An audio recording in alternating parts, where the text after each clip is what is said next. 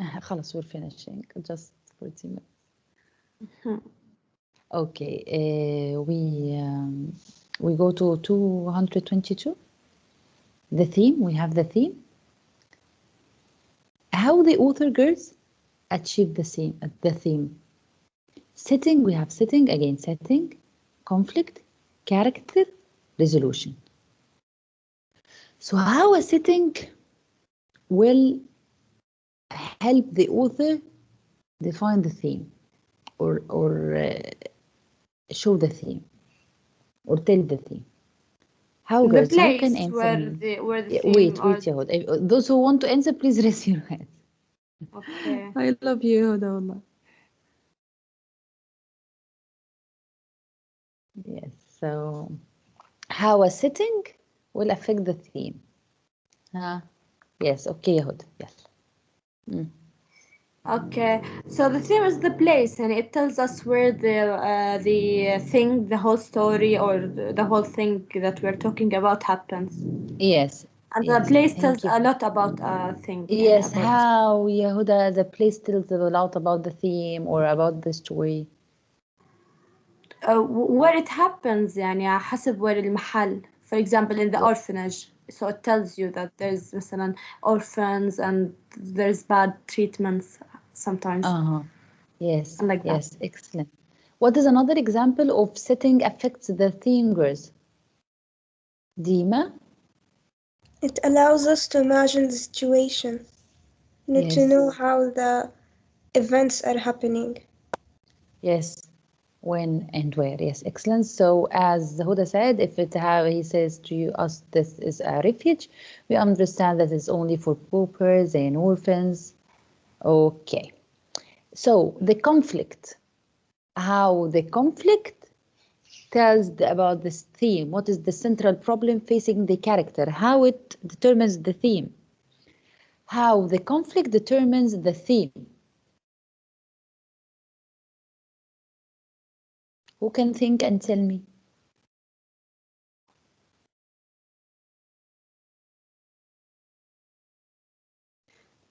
Girls.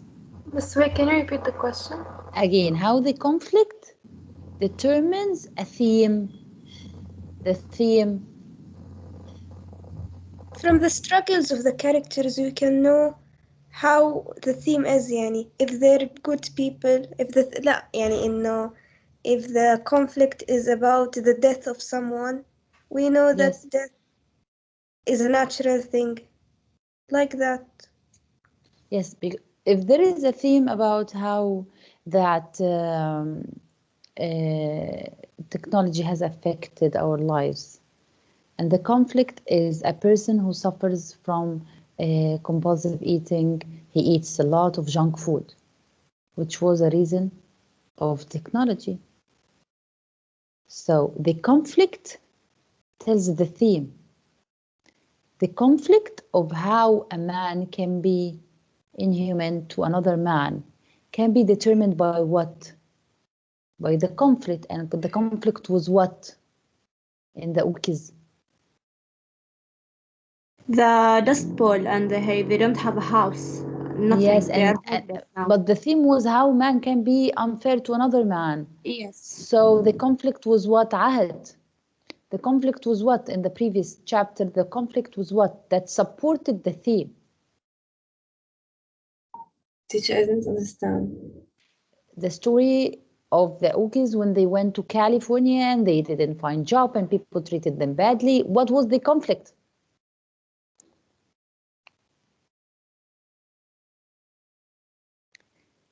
Grade 11. He missed the bad treatment. Bad treatment, and the theme is bad treatment. Yes. So he gives you a conflict of how a man fights with another man on food, on work. Fairness. Yeah, so the girls, the conflict shows the theme. The conflict shows the theme. Girls, you are only 21 Yes. and we are 34. Where are other girls? I don't Miss, know. I just entered. I just came, Miss. I just entered. Okay, 23 now. So when I have a theme, The author wants to tell me how a man can be unfair to another man, how a man can humiliate another man. He gives me a conflict of a man fighting another man for food and fighting another man for work and for job and for money. Okay, character. How the character builds the theme or helps the theme. What is the character like? How does he or she respond to the conflict? Who can tell me how the character girls affects the theme? Miss Wait, Yehuda, wait, حبيبتي. Other girls. Please, girls. The way the character replies to the conflict determines which environment the character lives in. Yes, so the reply of the character, how does he the attitude. Attitude, excellent, Huda. Excellent. Okay, the resolution, how does the conflict and how does it affect the theme? It tells us how it was solved. And what's the end point of it? Ending is happy, sad, angry. Yes, the message has been solved, the conflict has been solved or still. And Miss, it can give us also things for our lives, like Yes. yeah, you know, Yes. مثل like advice and like that. Okay. Excellent, girls. So we go to the excerpt, our main excerpt, the word of the words. I'll share the PowerPoint for you. Here.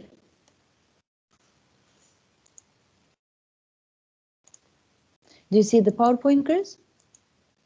Yes. Yes. The word of the words.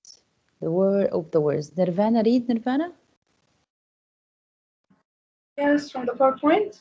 Yes. Okay. The War of the Worlds. The War of the Worlds is a science fiction novel that first appeared as a serial piece in Pearson's Magazine in the United Kingdom and Cosmopolitan in the United States in 1897. Yes, girls, nowadays we are used to these movies, right? You are used to watch a movie about people who came from space to invade the world. We are bored now of these movies, right? Yes. But what was the feeling of people watching it the first time? They were excited Yes, and amazed. Scared. What else? Amazed. Amazed. The idea itself, to have the idea, the first idea always is the best, okay?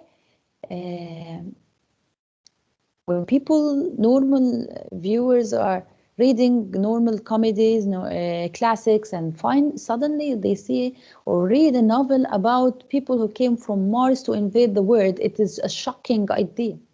A shocking idea which will take literature into a new chapter of science fiction. Okay? Yeah. You understand me? Okay, Serene.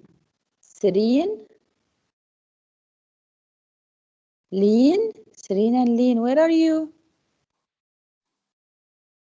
Miss, this is a movie, right?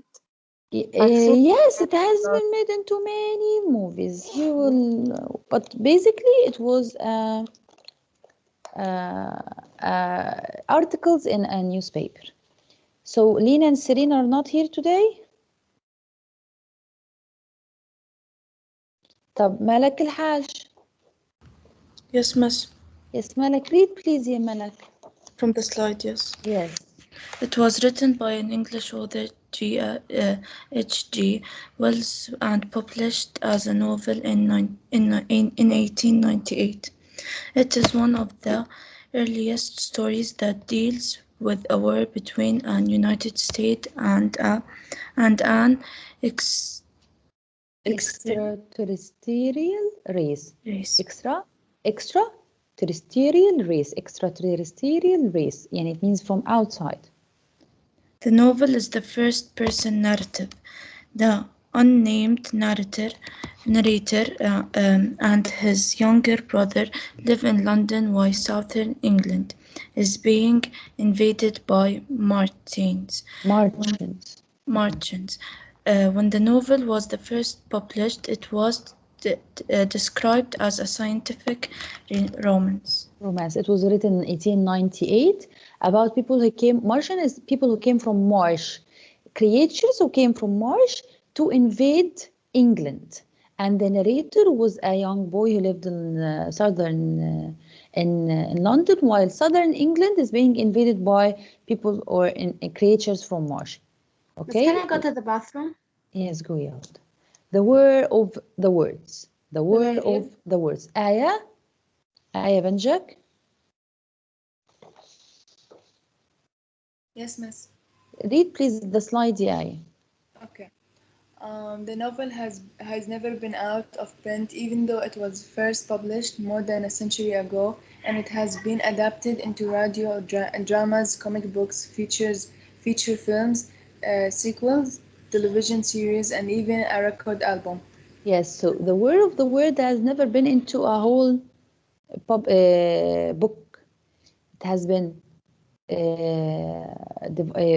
given to us or had been adapted into radio dramas, comic books, feature films, okay, television series, even a record album. It got so popular. So who is Herbert George Wells? Who is the author?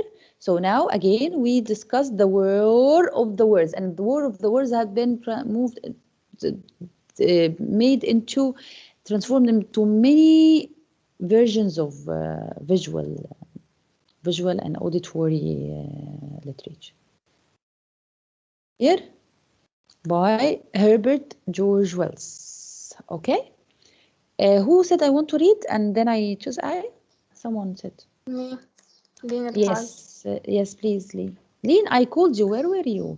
I wrote you are absent here. Me? No, I went to the bathroom. I didn't know that you Lean, I called me at wrote that you time. absent. You and Serene, I wrote that you are absent. Oh. Huh. Herbert George Wells, 1866 to 1946, was born in Kent, England. He came from a working-class background. His father played professional cricket and ran a hardware store.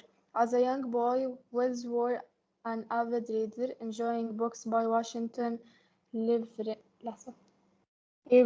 and Charles Dickens, among others. He says to you that he liked to read when he was young to Charles Dickens and Washington Irving.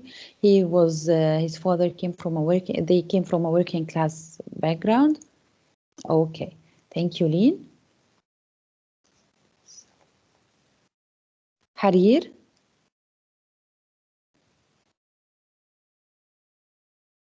Layal. Yes.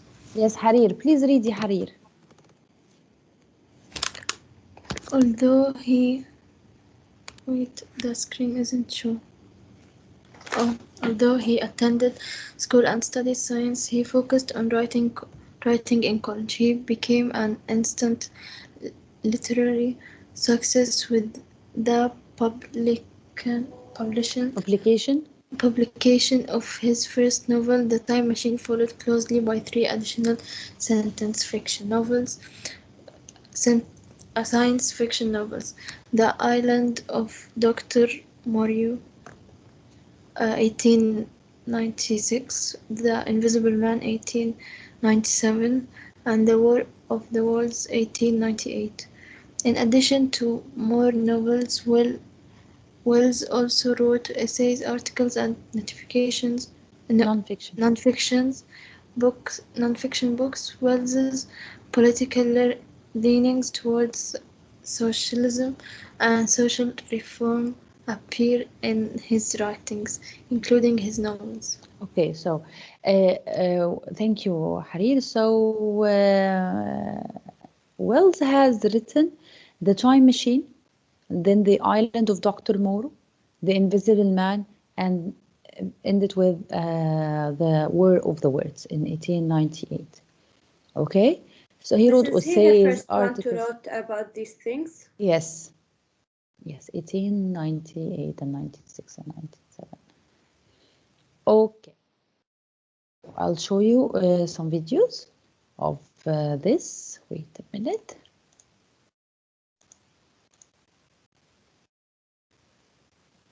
Ghala?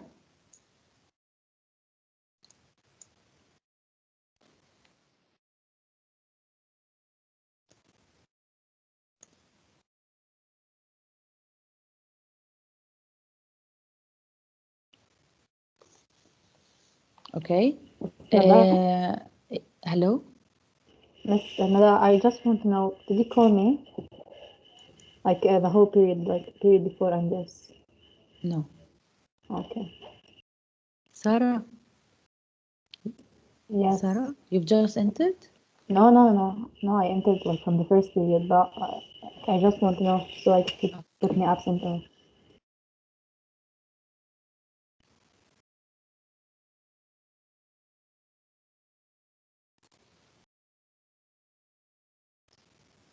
Listen, because I will show you.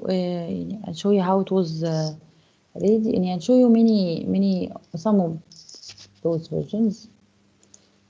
Wait, I forgot to share the voice. I'll share it.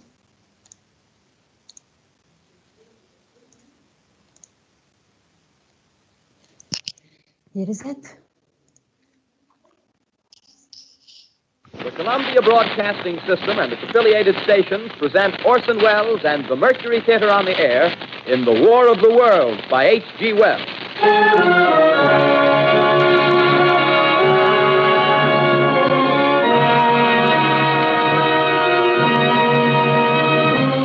Themselves about their various concerns. They were scrutinized and studied, perhaps almost as narrowly as a man with a microscope might scrutinize the transient creatures that swarm and multiply in a drop of water.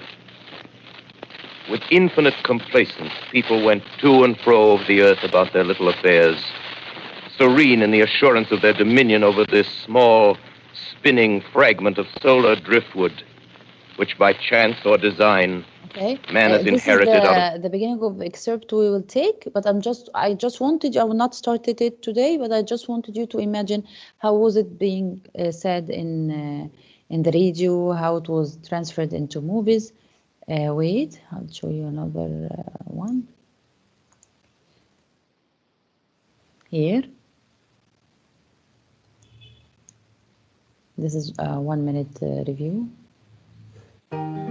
This is a story about a man who witnesses an alien invasion from Mars that begins near the small British town of Woking. There, a mysterious cylinder crashes into the Earth, and the townspeople see that a Martian appears from the craft. The townspeople try to communicate with the Martians with a white flag, but are attacked by a heat ray. The military is brought in to control the situation, but they are outclassed as additional spacecrafts arrive and begin destroying the buildings and people. After escorting his wife to a neighboring town, the man returns to Woking as the Martians continue destroying the military batteries and escaping people. The man ends up on a small boat where he encounters a priest. The man's brother evacuates London as panic spreads when they learn that the Martians are releasing a toxic black smoke and look to be unstoppable. The man's brother accompanies two women, and the three of them end up on a boat that makes it safely to sea. As the man and the priest find food in an abandoned house, a Martian cylinder crashes into the house next door. Quietly, both men observe the Martians through a crack in the wall as they begin to assemble their machinery. As food and patience lessens, the man and the priest begin to fight. The man knocks the priest unconscious, and the Martians take his body. After the man escapes the house, he travels the countryside and notices the wild growth of red weed, a native Martian plant that is dying because it is not immune to earthly bacteria. The man then encounters another man, an artilleryman, whom he had previously met when the attacks first began. The artilleryman shares his big plan to ensure the survival of humanity: living in the sewers. The man makes his way toward London and discovers that the Martians destroyed much of the city. The man notices that the Martians have stopped their attack and realizes that the Martians have all died due to bacteria infection. In the end, the man returns to his house where he is reunited with his wife, and the human race must rebuild. If this video was helpful, please share it with your friends on Facebook and Twitter. Don't forget to subscribe. When we think of science fiction as social critique, one figure towers over the early greats: H.G. Wells. He showed us what science fiction could be, why it was important, why it might not be just a momentary novelty to be discarded, but a vital addition to the pantheon of literature.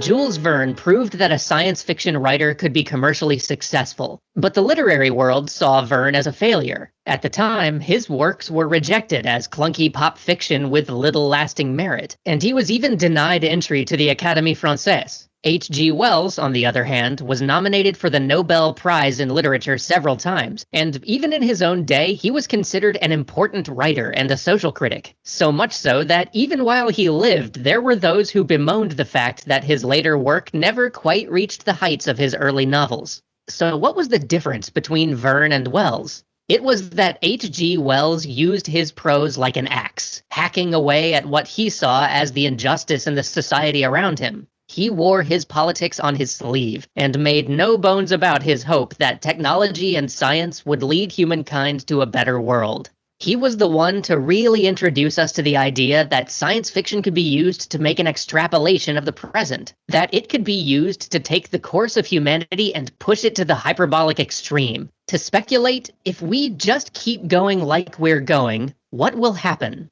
This can perhaps be seen best in one of his most famous novels, The Time Machine, where a time traveler heads to the distant future only to find humanity bifurcated into two distinct races: the fragile, elfin, wastrel Eloi and the brutish, savage, hard-working Morlocks. The Eloi live on the surface of the world in complete freedom from labor, clothed and housed by the work of the Morlocks. They have a childlike intellect, and they spend their days in leisure. The Morlocks run the machinery of the world, buried below the surface of the earth. Generations underground make them shun bright light, but on moonless nights they will come up to feed on the Eloi. And the time traveler believes that this is the far distant consequence of the world of today. The upper class has degenerated to become the Eloi through millennia of leisure and surviving off the labor of the working class, who, in turn, have made the long, slow slide to being the Morlocks. Debased by hundreds of thousands of years of menial labor and limited access to the world of the imagination or the intellect. It was this worldview Wells would espouse again and again, because he was a socialist. He saw the way of the future as a socialist one, with better distribution of wealth and education. He felt that in writing science fiction, he could help bring this about. He could point out the inequities to the masses and highlight the injustice to the elite without using any direct form of condemnation that might bring a complete knee-jerk rejection of his ideas. He does this again in what might today be called his anti-libertarian novel, The Invisible Man, in which he gives an individual what should be one of the greatest superpowers, invisibility, and the will to exploit it fully for personal gain, only to, in the end, show that he is powerless without society. In the end, the Invisible Man finds himself lower than the poorest workers, because his rejection of society for personal strength leaves him weaker than the meanest of us. War of the Worlds, on the other hand, is a much subtler novel. It is perhaps the most nuanced of Wells' works. It's a statement against colonialism and the idea of social Darwinism, which was all the rage at the time. After all, what better argument against social Darwinism than to take the people who think they are at the top of the chain, put something above them, and then ask, how much do you like this idea now? But it's much more ambiguous about things like religion and the role of the military, especially in a particularly heroic scene where a British naval ship sacrifices itself so that refugees might escape the conquering Martians. But no matter how you view it, War of the Worlds is a novel of big ideas that forces the reader to reconsider how they think about the world they live in, especially with the way that it suggests microbes would outshine all of humankind's most powerful defenses. And this is one of the huge contributions Wells brought to science fiction. He was perhaps the king of the big idea. The notion that science fiction should be grounded in the exploration of something larger. That it wasn't just the including of science as part of a story that made a science fiction tale worth the telling. This is going to have echoes throughout the entire history of sci-fi. In fact, this notion of the big idea may be the thing that, more than spaceships, more than robots or laser guns, typifies science fiction as a movement. Nearly all of the writers we're going to cover in this overview will take this lesson from Wells' work. Nearly all of what we today consider truly great sci-fi adopt this maxim. Wells also offered a narrower but perhaps no less important lesson for future science fiction writers. It was his dictum that the power of science fiction was to make the magical believable. He knew that invisibility or time travel weren't actually scientifically possible, but they were good lenses for allowing him to examine society. So he created the parallel pillar to Verne's rigorous, detailed, hard science fiction. And I'm not going to call it soft sci-fi, because I think most science fiction, from Dune to Ender's Game, falls into this category. This was a pillar in which any technical discussion of the mechanisms or workings of the technology were simply there to aid the reader in suspending disbelief. Because once the reader bought in, the author could get on with the real work of exploring the big idea. The oeuvre of Wells contains a good half-dozen other works that had a huge impact on later authors, like The Island of Dr. Moreau, with its clear descendants in the works like that of Cordwainer Smith, and The Shape of Things to Come, whose echoes can be seen in Asimov decades later.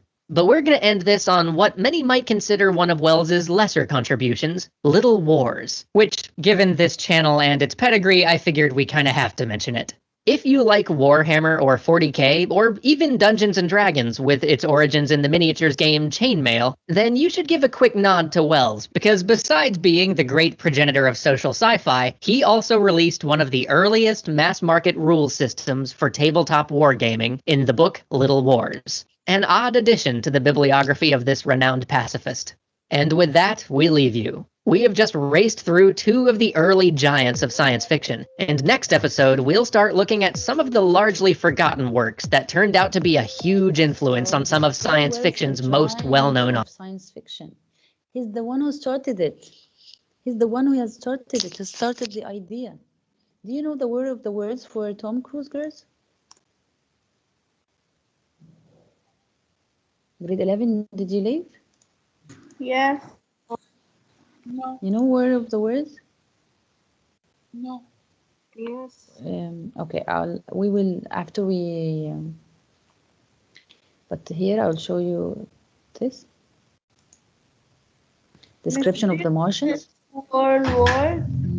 What dear? Word of the words, wait. طب, 2 minutes in this video and I'll take you the, Miss? Yes, dear. Miss, I'm Serene. Did you call me earlier? Yes, I called you. Miss, I was in the bathroom. You too? Yes, Miss, I was so sick, to be honest. This is okay, dear. So. Here, girls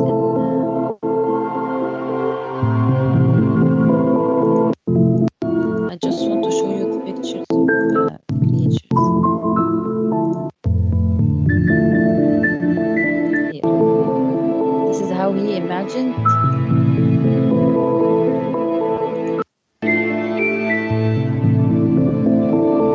How they move. Martians.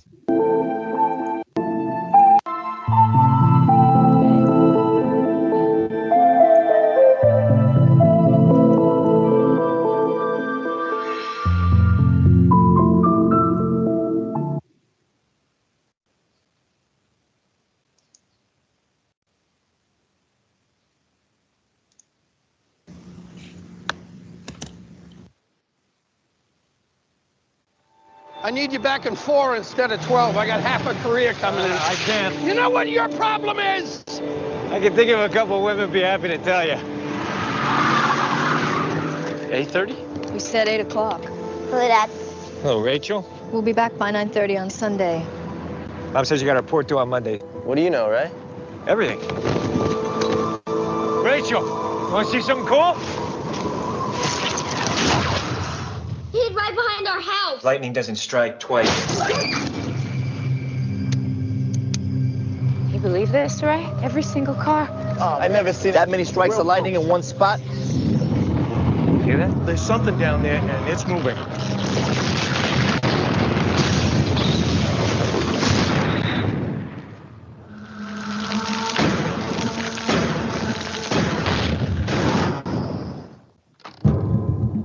house in 60 seconds. Dad, Suitcase. Dad, you're really scaring me. Bring it to me, okay? Why?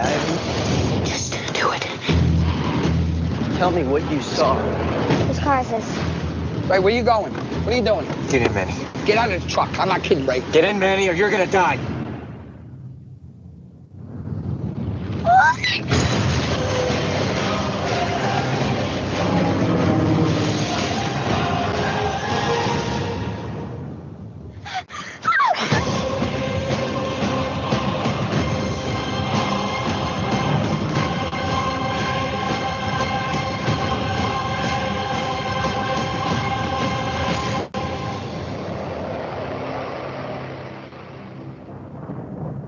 Did you saw it, girls? Yes. Yes, I watched it. Yes. Ah. Yeah, this is.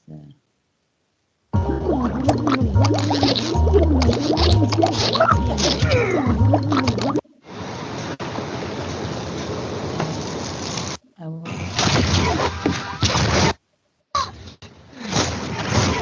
So let's, after we read it, we will watch the movie together as we are used to. Okay? Okay. Okay. So, do you have any questions for today? No. No. Okay, girls. Okay, see you tomorrow. What do I have you tomorrow? No, on Tuesday I see you. Tuesday, yes. Bye, girls. Okay, bye. Bye. Bye.